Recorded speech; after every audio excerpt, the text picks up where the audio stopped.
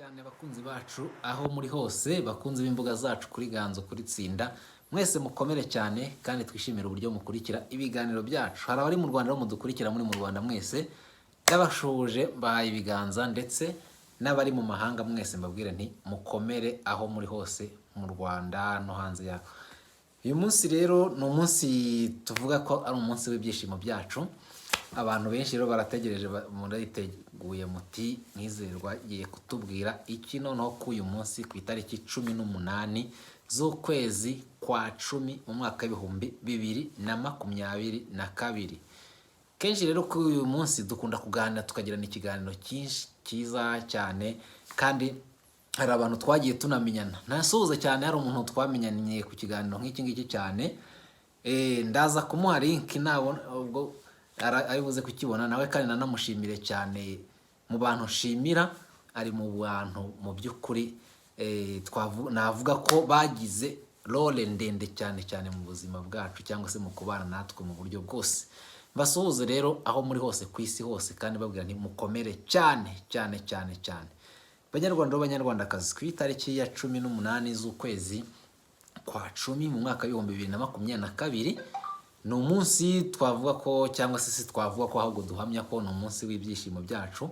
Tunashima Imana cyane kuko tukiriho turi umuryango kandi n'umuryango ubashimira cyane mwese umwe kuri umwe muri mwese mwagiye mudukurikira kandi mwagiye mubana natwe mu bihe byose byagiye bishira. Ni ukuvuga ngo ni imyaka ibaye 8 tuvuga yuko ari isabukuru yacu tumaze dushinze umuryango ngize umuryango nanjye ninjiye mu ruhando rw'abantu b'abagabo bashinze ingo. Ni ukuvuga guhera mu mwaka w'ibihumbi 2014 nyine ku itariki nk'izi ngizi kugeza uyu nguyu. Hari impamvu rero tugaruka ku ibi bintu cyane cyangwa se navuze nti reka tugaruke ku ibi bintu twongera tubiganireho cyangwa se twongera tugira ni icyerekana umuntu aba ari kuganira cyane ku nzira y'umusaraba yagiye acamo mw'ibyo bihe akongera akagaruka mu nzira zose yagiye acamo kugeza uyu munsi, kugeza ashinze urugo, kugeza urugo yibarutse n'abana bikagenda bite n'ibibazo byose abantu baba barahuye nabyo. Ni n'inyigisho nyinshi kandi cyane ku bantu b'urubyiruko. Akenshi abantu b'urubyiruko bajya bavuga bati ni n'ikibazo gihari cyane mu Rwanda. Abona ko urubyiruko rwinshi mu Rwanda kugira ngo rubashe gushinga urugo ni ikibazo gikomera cyane, ariko kigakomera kubera iki? Kubera ikibazo cy'imibereho. Dukomeza tuvuga tuti imibereho iramutse iriho kera ababyeyi murabizi ko umubyeyi yaguherezaga 8 ndetse akanakubakira akaguha, ukaba waranahinze ugahinga igitari cy'ibijumba n'imyumbati, ugahinga ibishyimbo, ukaba ufite wenda n'inku zakwa n'ibiki, umubyeyi akakumenyera. Ubu ngubu ngira ngo abenshi bafite ababyeyi n'abakene, abandi masambu yabashizeho, abandi baba bafite ababyeyi barabarihiriye utwabo twose bakagenda batugurisha tukagenda dushira mu nzira. None urubyiruko rw'iki gihe akenshi usanga ari ubukene gusa.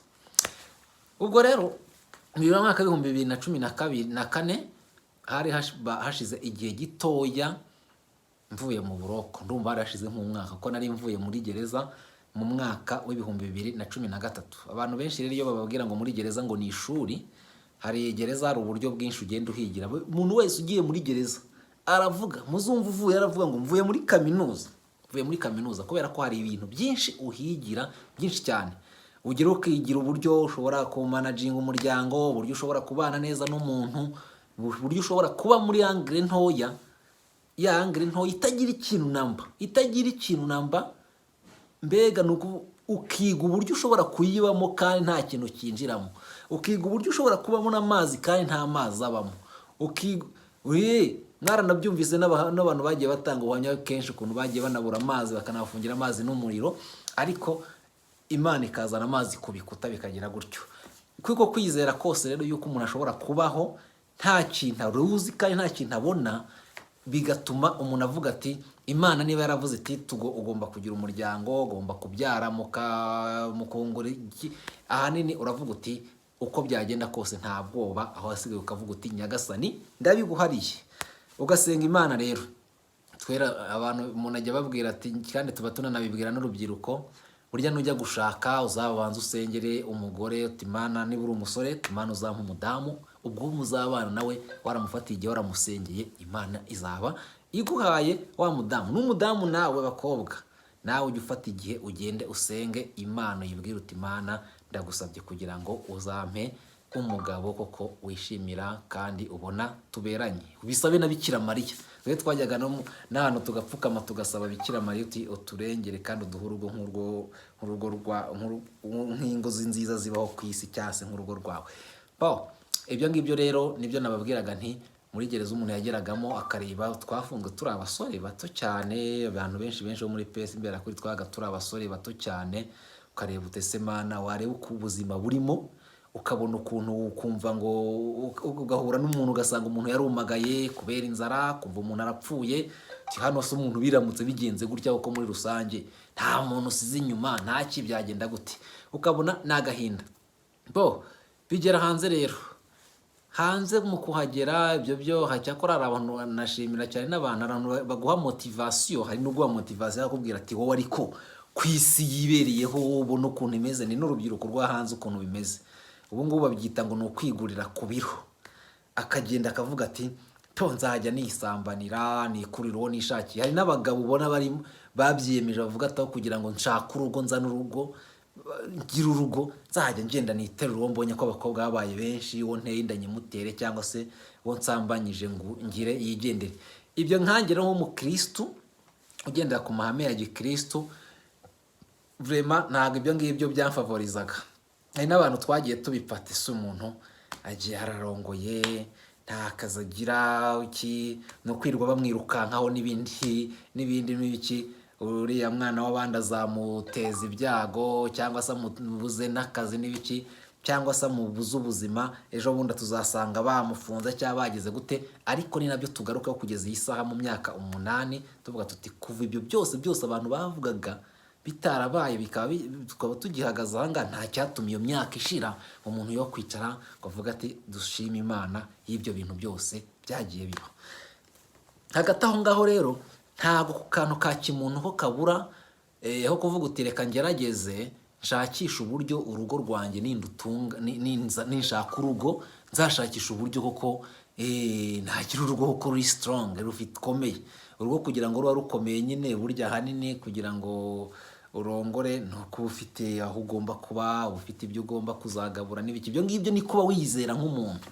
Ariko ibyo byo narabiteganyije, ndetse na Satani abindwanyamo cyane, kuko ndibuka ngisohoka muri gereza nagerageje ukuntu nashaka utuntu tw'utubizinesi, ndetse rimwe na rimwe kurabona image publique mwizerwa, nta tuntu ntago nari kudukora, mvuga nti ngiye niba ari ibikorwa utagenda ngo ugiye gukora bazabimpombya n'ibiki, ukavuga uti reka ndebe abantu nizeye baba aribo bamfashamo. Ba bantu rero ubwo ngubu ko bibaho, ndababwira nti dore ibintu bimeze gutya na gutya, tuzajya tugabana inyungu, ariko mugende munkora akazi gutya na gutya, ntazagenda nivangamwe ibingibi bigahora n'ibibazo. Ibyo ngibyo ko byarabaye, kwa kundi wizera umuntu. Burya n'ijambo naje kugaruka ku ijambo ry'Imana ngo kwizera umwana w'umuntu bamwizera burya agahemuka. Bari abantu b'inshuti zanjye kubona bakadasohoka, tubonaho ko ibintu bigenda neza, mbona nta kibazo, mbona ko aho hantu hazavamo ikintu.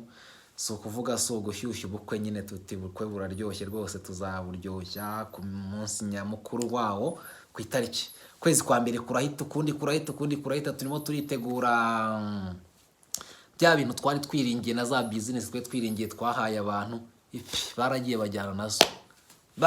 Si bajyanye nazo, ahubwo baragiye barazijyana, birarangira. Ubwo menya ko mu Kinyarwanda bavuga ngo ishweshe yineguye, cyangwa se wahombye burundu, byarangiye. Numva haburaga hari nk'ibyumweru nka 2 ngo ubukwe bube, cyangwa se ibyumweru 3, ndumva ari aho ngaho. Mbega urumva aho hantu icyo wari wizeye wibyarindamu yanjye byampindukiye igihombo.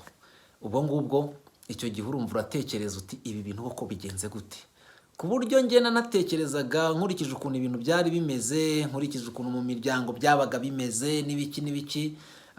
Twari turi mu rugamba rukomeye, rukomeye rwa politike rushyushye, ndetse hari n'abantu bari batarashirika ubwoba nyagushirika ubwoba ngo babone neza.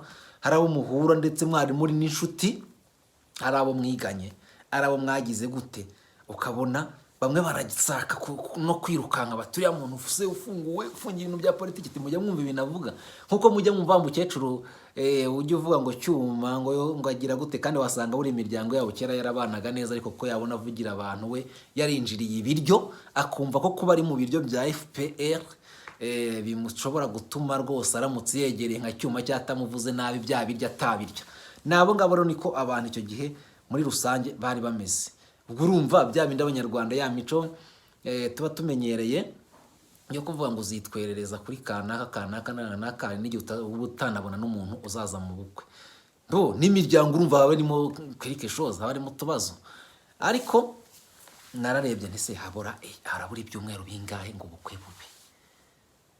Icyo nari nizeye cyose navuga nti uko inyungu zizaza gutya, zimwe ziparitaje gutya, bizavamo inzoga, bizakora ibi n'ibi byose birarangira.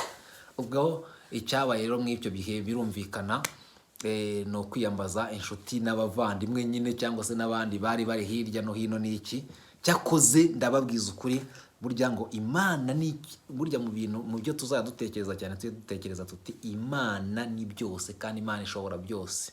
Iyo yakuremye ibifite, niyo yemeye ko ibintu uzabikora.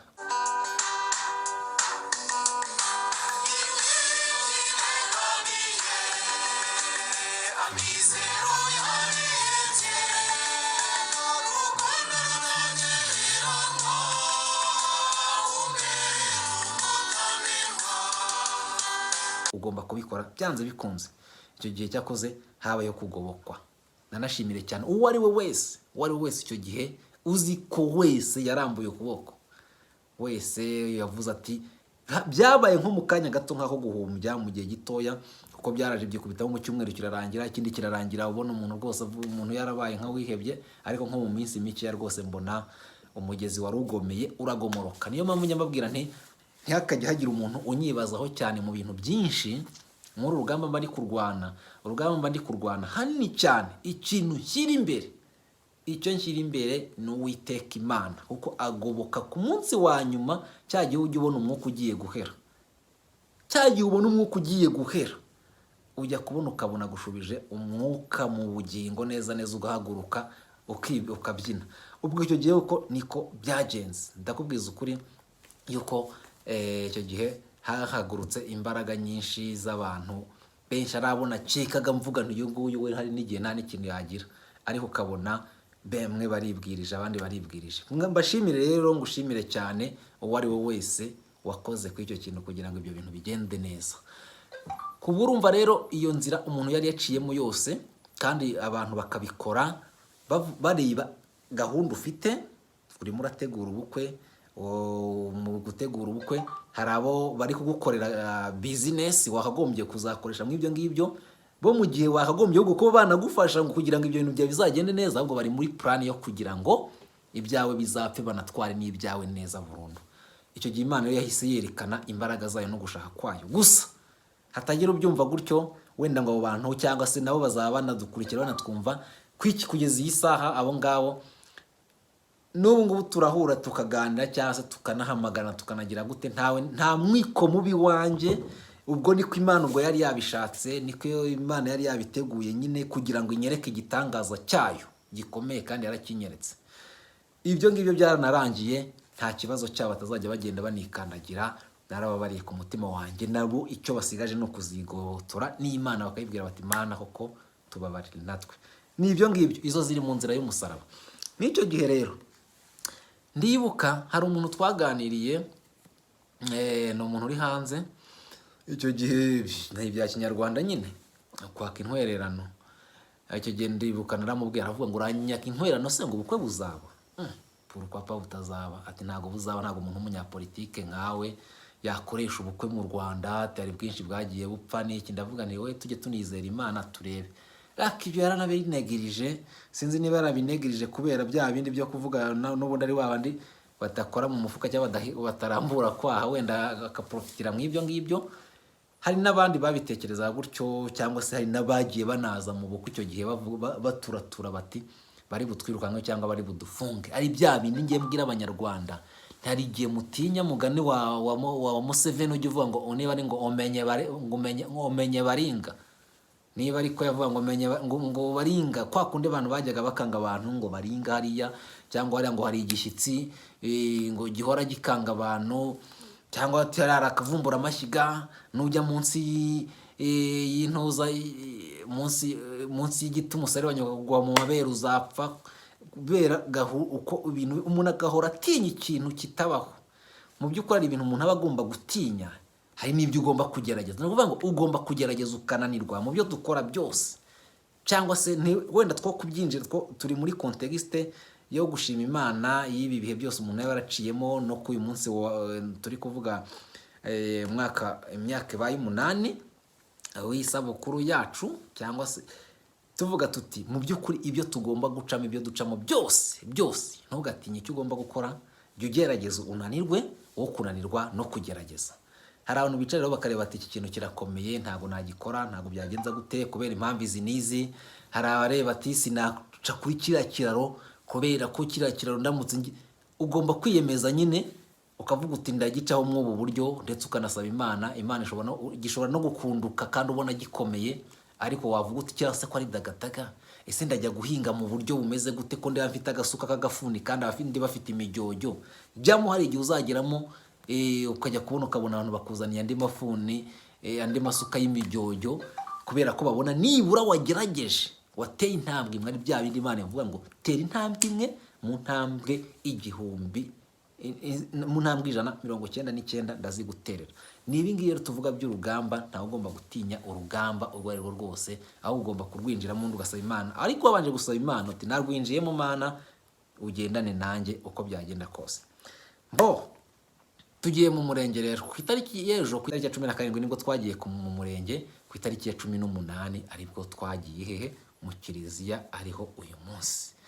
Ubwo rero umunsi urarangira, tujya muri seremoni zirangiza, ubundi tugiye kwinjira mu rugamba nyirizina rw'ubuzima rukomeye cyane rwo kwitwa gushinga urugo.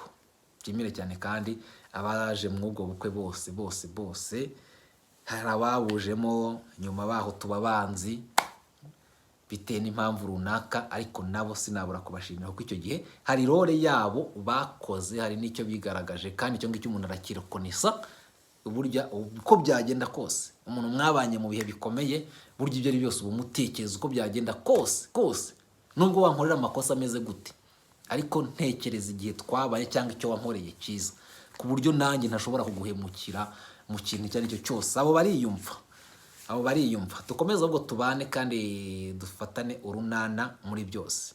Ubwo rero urugamba rurinjiye ubwonko bwaho, ibyaho ngaho biba birangiye, padiri yamaze kubaha umugisha, mwagiye muri sale mwiyakiriye, ubwo muba mugiye kwinjira noneho mu rugamba rukomeye. Muteganya muti tuzabyara uko bizagenda kose, tuzakodesha inzu niba dukodesha, cyangwa se niba ugurugure, cyangwa se niba ugira gute, ukenera ibyo kurya n'ibindi, kandi nako ufite izindi nshingano nyinshi cyane, ari izo kuyobora abantu, ari iz'imiryango n'ibindi. Ubwo inshingano ziba zabaye nyinshi, ntabwo uba ukiri umwana, uba wamaze gukura, kuko uba wamaze nawe kwerekana ko hari aho ugeze. Burya umuntu nubwo yaba ari umwana ufite urugo afite imyaka 18, burya tubita abana ko bakiri bato wenda kuri twebwe. Kera banashakaga bafite 16, 15 ndabyumva, ariko iyo bamaze gushinga urugo burya ubutandukanye n'umugabo w'imyaka 50 utarugira uko byagenda kose. Ntabwo abazi inshingano burya z'urugo. Kubera iki? Kubera ko ntabwo abazi uko umwana arira ngo abe yamufata ngo amushyire hariya avuga ati mama we yarwaye ndagenda noza akana. N'iki ibyo ari byose baba batandukanye, uburyo baba batandukanye byanze bikunze, kuko responsibility hanini zihera mu rugo. Ukuntu nabibonye, urugo narwo nubwo tuvuga ngo na gereza ni ishuri rikomeye rya mbere, n'urugo narwo ni ishuri, kuko burya mu rugo habamo utuntu twinshi cyane. Habamo bya bindi ngo izibana zikomanya amahembe n'ibiki, nazibana zizakomanya, hakabaho n'ukuntu uvuga uti uruhande rumwe ruzamutse gutya ndamenya uburyo mpagarara mu buryo bumeze gutya. Ibyo ngibyo byanze bikunze bigenda bibaho. Abashaka inyigisho zo mu rugo mujye muza tubigishe cyangwa se munatugisha inama, bizaba byiza.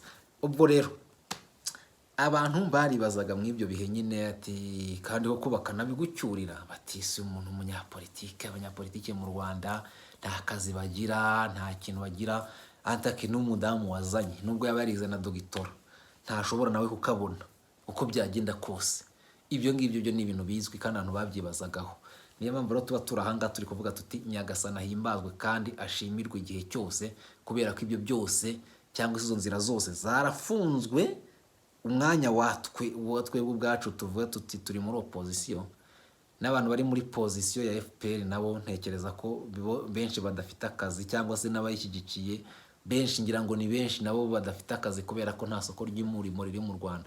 Ntekereza ko n'abari abirwa bahondagura ngo nabazunguza cyangwa se n'abandi nabo isi yo bagize wasanga nabo harimo ababa bayishyigikiye nubwo bataba ari bose, ariko bagahondagurirwa hamwe kubera iki? Kubera ya politike iri mu gihugu nyine y'akarengane iri mu Rwanda. Ubwo rero turaje turibarutse koko ngira ngo ubu ngubu aho tugeze dufite abana, tumaze kugira abana bangana natwe uko tungana.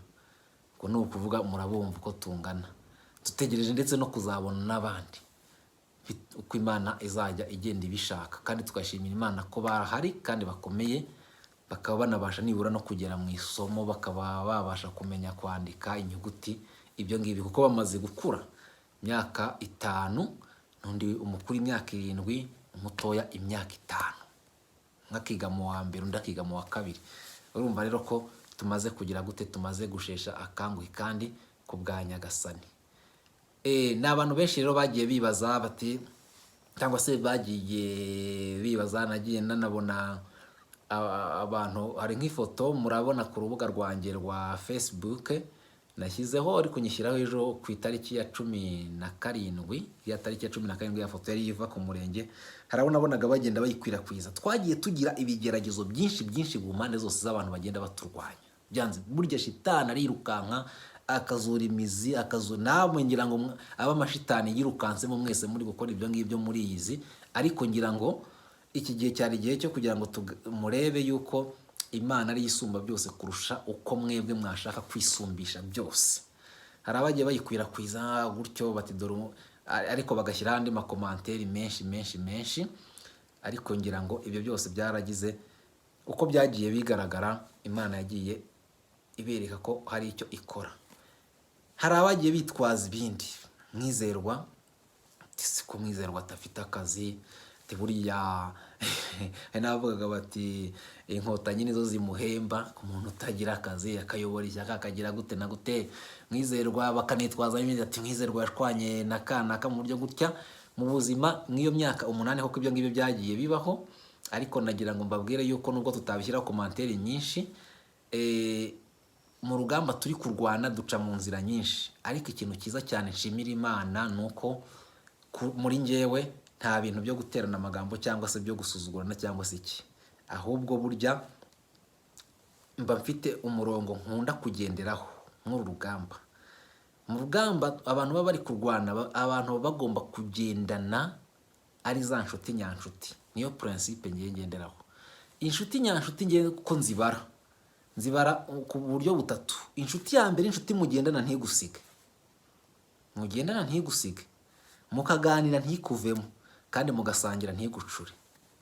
Ibyo ngibyo uko ari bitatu, inshuti itabyujuje ntabwo iba ari inshuti nyanshuti cya ampurisi mu rugamba. Mu rugamba iyo uri kugendana n'umuntu akagusiga, ntabwo muba mwamaze gutandukanya za nkoni eshatu. Wa musaza yahereje abana be 3, yabahereje umuba w'inkwi ati muwuvune ukabananira, yamara gutandukanya imwe.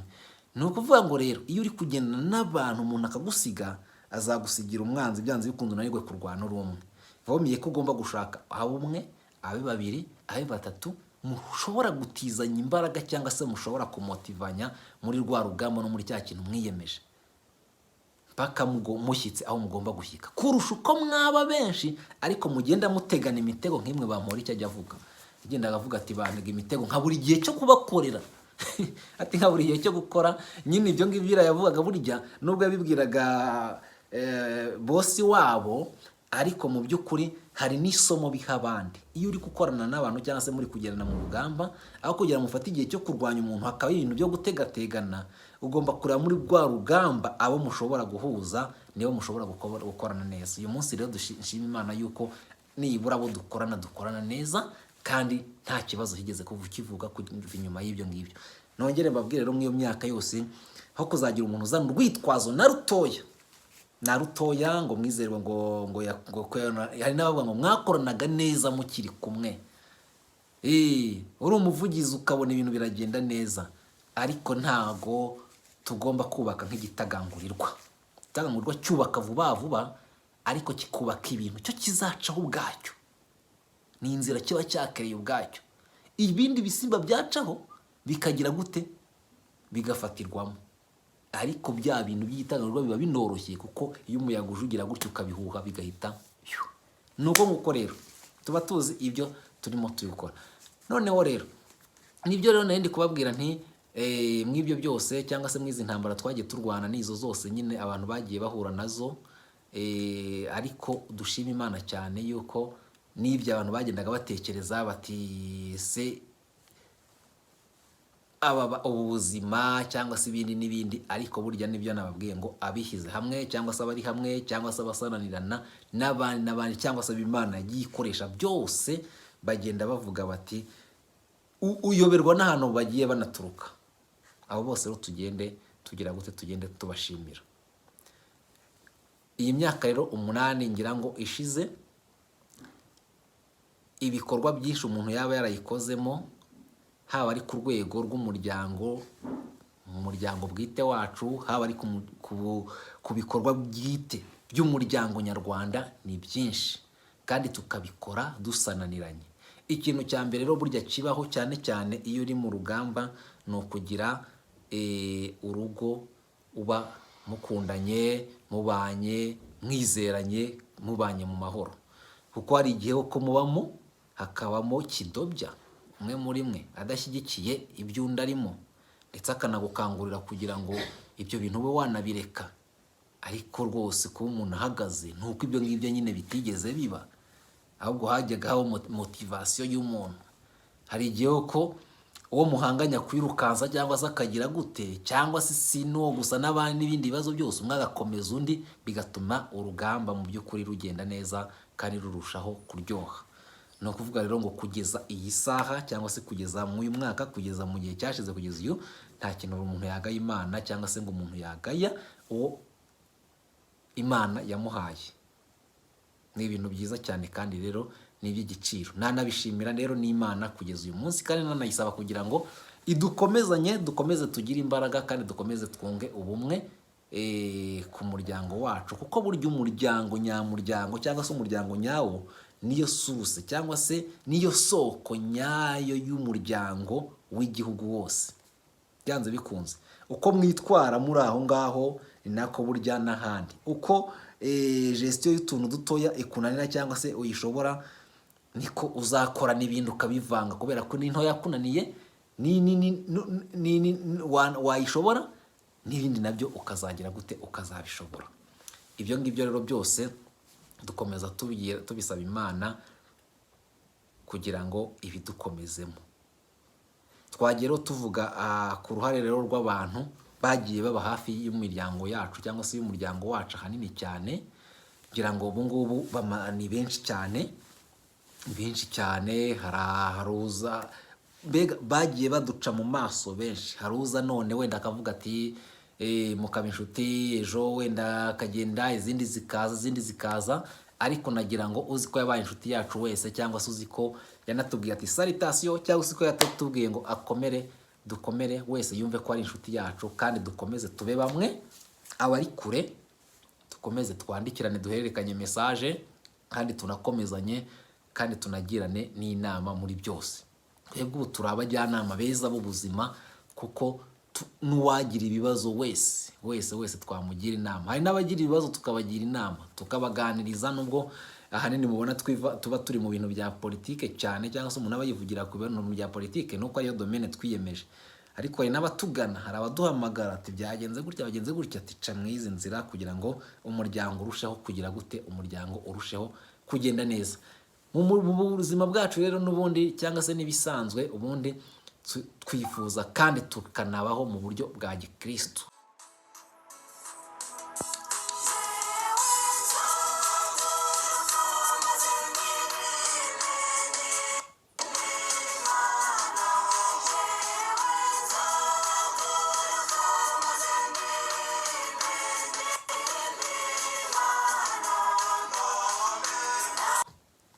Bya gikristo.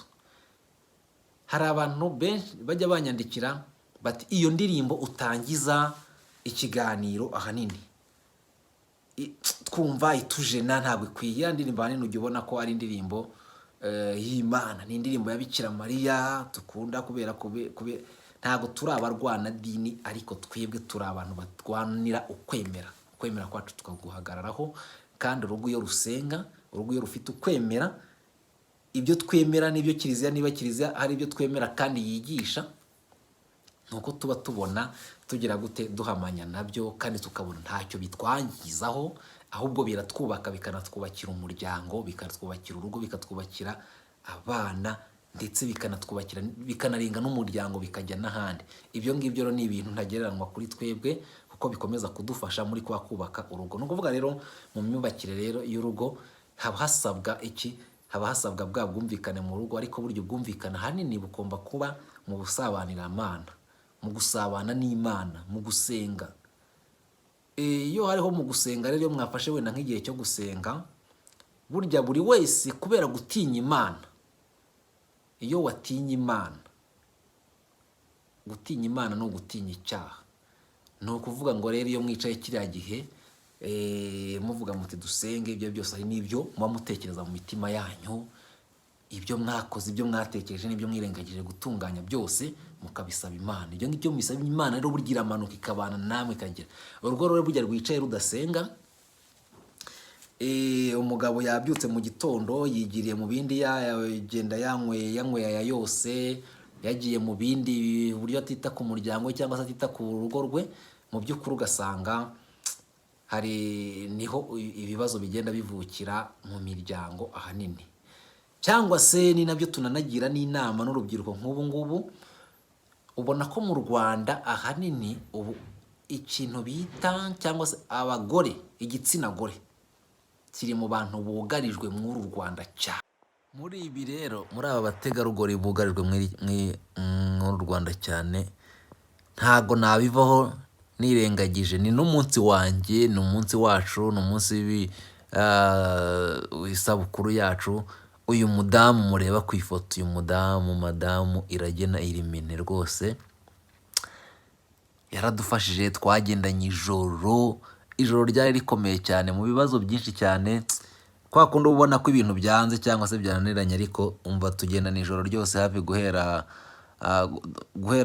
ku manywa nka saa 8 kugeza saa 1 z'ijoro, nta wigeze aryama icyo gihe. Uyu mugore rwose Imana niba akiriho, niba yarapfuye Imana imwakire, ariko cyo tuzi nuko yagize gute, yaburiwe irengero, ariko yaratwitangiye icyo gihe rwose pe, ataho bishoboka hose, ariko ibi bintu bigende neza rwose byo kuzapfa. Iragena Irimine rwose sinzi, abantu bajya bagenda bakamara imyaka myinshi baraburiwe irengero. Uyu nawe ateye agahinda kandi aratubabaza cyane, akabura. Hari igihe wasanga akiriho, ejo tukazabona aragarutse, nk'ubu tukabona aragarutse, twashima Imana. Ariko uyu mudamu yari umudamu w'umutima mwiza, yadufashije ibintu byinshi cyane, kandi rwose naho twagiye, abo twajyanye nuko byagenze, Imana irabizi, imureba aho ari hose. Kiri mu bantu bugarijwe muri Rwanda cyane, ariko kikaba n'igitsina gore kivugwa yuko cyatejwe imbere mu buryo bukomeye. Hari abagore ho kubona batejwe imbere mu nteko ishinga amategeko, hari abagore ubona bafite bya mirenge birenze iby'abagabo mu myanya myinshi. Mu mabanki uzasanga harimo abakobwa bambaye ijipo zigera hejuru y'amavinari n'ahandi, ariko hari abandi bagore bafite ibibazo cyane. Aha ngaha ndashaka kugira ngo mw'ibi bihe turimo, cyangwa se mu bujyanama n'ibindi bihe tuba twaciyemo, tugire inama nk'urubyiruko rw'ubu ngubu. Urubyiruko ruterana inda, hari abagira icyizere gike ati nyaho kugira ngo nzapfe ntarongoye, nako ntabyaye reka nzatera inda nigindire nzamucike. Nyaboneka burya niba wateye umukobwa inda cyangwa se wateye umwana w'abandi inda, wakagombye kugerageza ugashakisha uburyo uvuga uti reka mbane nawe twihambiraneho, kuko n'ubundi ukubaho niko uzakomeza kubaho muri kumwe, ndetse nawe nuko abaho niko muzakomeza kubaho. Ni ukuvuga ngo niba ubaho washakishaga nka 500 akaba ari urya, nawe yashakishaga 200 akaba ari yarya, n'ubundi azakoresha ya 200 nawe ukoresha ya 500 urugero, cyangwa se imbaraga zawe ziba zakwiyongera. Unanasaba n'Imana hari icyo izagufasha. Muzagende mugana ingo murebe cyane, munasenga Imana, ibyo ngibyo byose bizajya bigenda bishoboka. Kenshi rero tukanavuga tuti bishobora no kwinfluence hanini n'ubukene buri mu Rwanda. U Rwanda mw'ibi bihe ruri mu bihe bikomeye cyane, noneho ruri no kuvuga ko ari igihugu cyacu mu bihugu byerekanye ko bikennye ku isi, cyangwa se ibiciro byazamutse, ruri ku mwanya wa 9. Ibi byo birahahamura abantu, ariko nanone cya kintu cyo kwiheba ari nayo kiri kuzamuka. Ubona ko n'ibitaro byiriya Indera ubona byagize ibibazo by'abantu babaye benshi n'ibiki, nabyo ni ibibazo biri kuza mu rubyiruko. Ariko kugira ngo urubyiruko ruzongere rwireme neza, kuko urabona ko n'ibyo bibazo ubu ngubu biri mu rubyiruko. Nubwo tuvuga tuti mwashaka ingo mukareba uburyo ingo zakomera zagira zite,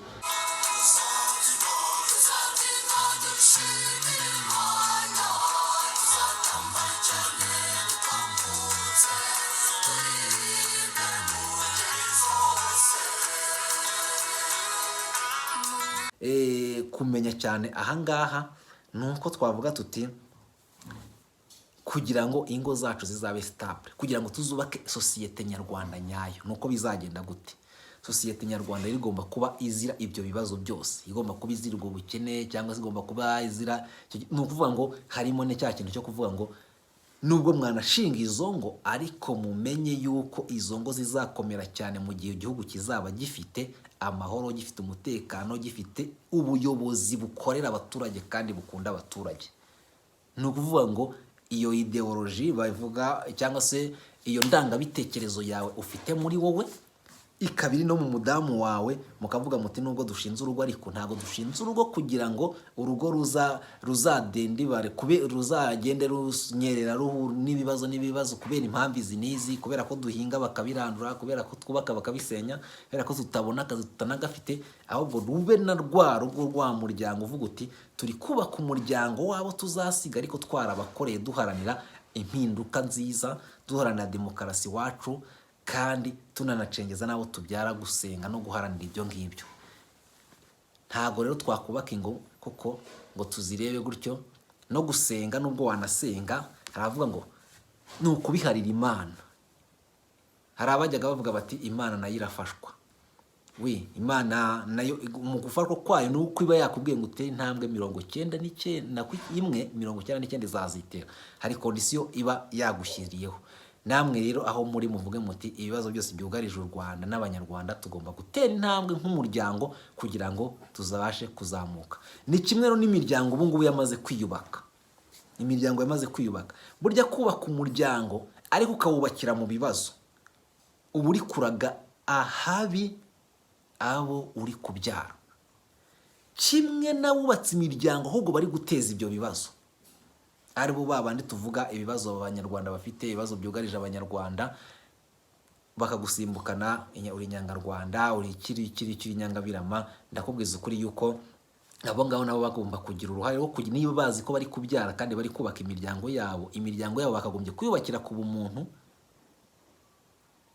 Ndetse ahari n'una n'abarebye ibyo baba bakora, ntago baba bakunda iyo miryango yabo, kuko ukunda umuryango wawe utegurira heza. Gutegura heza rero ni ugutegura tere yawe uriho igahuza imitima ku bantu bose barimo, cyane cyane iyo ufite responsibility mu gihugu, mu karere cyangwa se ahandi, uba ugomba kuvuga uti ngombe iki gihugu nkigire neza kugira ngo abana banjye nzabasige aheza. Nibyo rero twagiye duharanira, kandi tukaba dukomeje dusaba Imana kugira ngo ikomeze ibidufashemo, dukomeze tubumwe nk'uko yatugize umwe. Agira gute nyuma bakaza kugira gute, bakaza kuba umwe. Nuko nk'uko ibintu biba bimeze. Banyarwanda rero, banyarwandakazi, ndumva uyu munsi ni ibintu byinshi tuba umuntu aba yicara agomba kwicara akavuga ati reka nshimire Imana ku izo nzira zose umuntu yagiye acamo.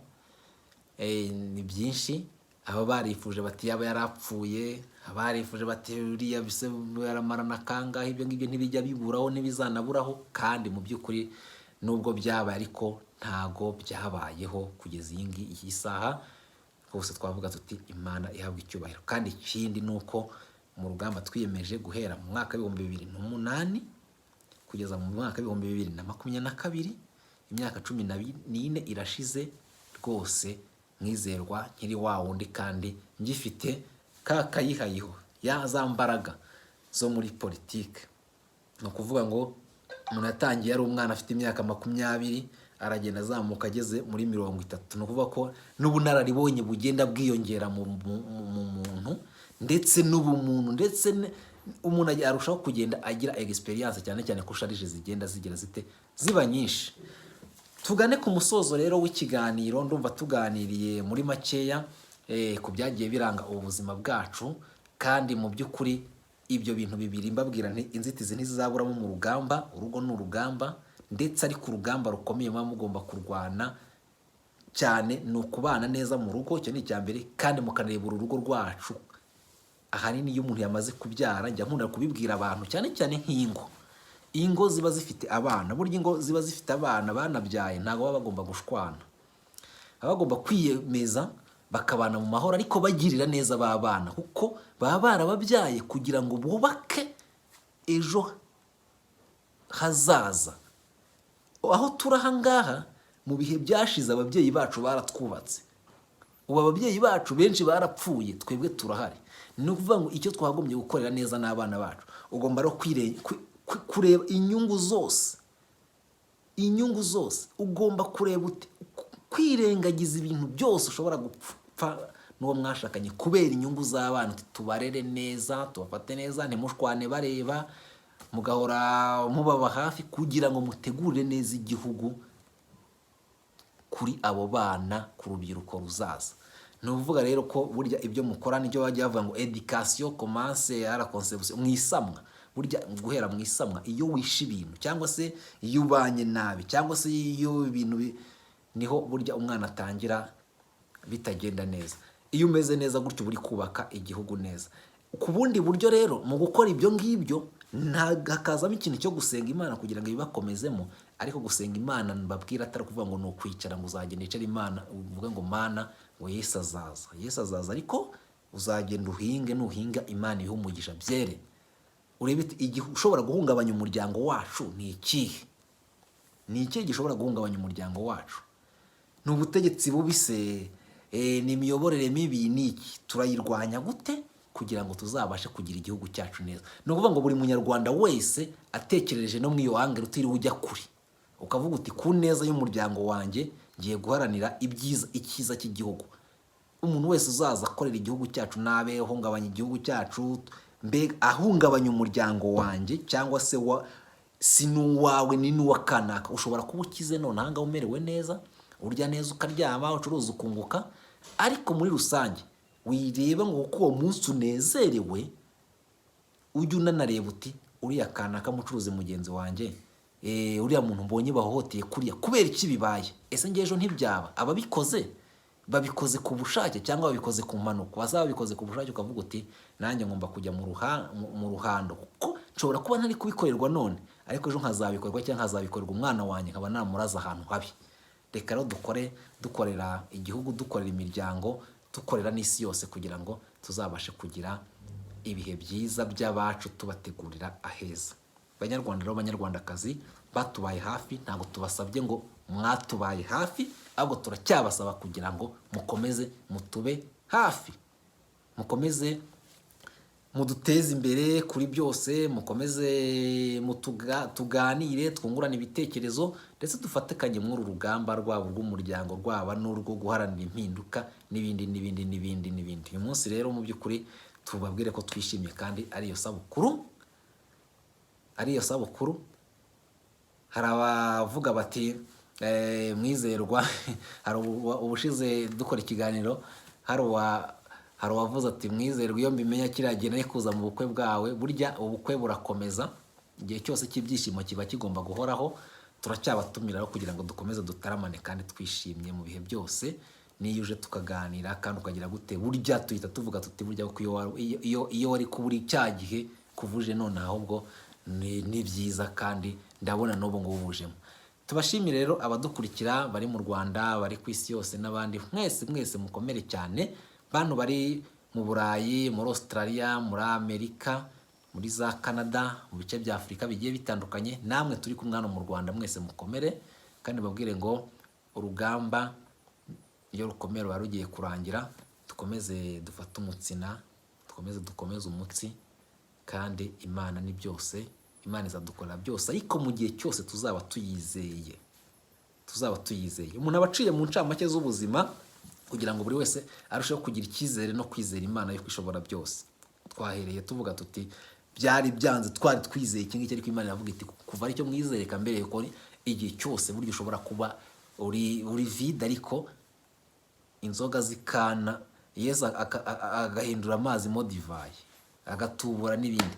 Nuko nguko rero mbashimire kandi mbabwire nimukomeze mubane natwe, mukomeze mugire ibihe byiza, kandi abari kure n'abari hafi cyangwa se abo tudahura musuhuze n'abandi, mukomeze mukore subscribe, like ndetse na share ku ibiganiro byacu, kandi mukomeze mudukurikire amanywa n'ijoro. Uwiteka abahire rero, kandi Uwiteka akomeze abane namwe. Ikiganiro rero tuzakomeza kandi dukomeze dusenga Imana, nibure tuvuge tuti uyu munsi ku itariki ya 18 z'undi mwaka rwose tuzagire Abanyarwanda nta munyarwanda ubabaye, Abanyarwanda twishimye, turi hamwe, nta mpunzi ihari, ubuhunzi bwararangiye, twese twishimye, ntawe ukigenda yububa cyangwa ahangayitse. Urengana wese yararenganuwe, wambuwe yarashubijwe ibye, nta marira ari muri iki gihugu, nta nzara, nta bukene. Uyu munsi tubisaba Imana, wumvira isengesho ryanjye rimfashe, ubutaha tuzaze tuzakora iyi sabukuru turi kumwe tuvuga tuti Imana warakoze, rya sengesho rya Mwizerwa yasabye turi ngiri. Uwiteka arakomeza abarinde. Ni Mwizerwa Silva, Perezida PS Imbera kuri Kigali mu Rwanda. Tuzongera dusabirane kandi tubana na hafi.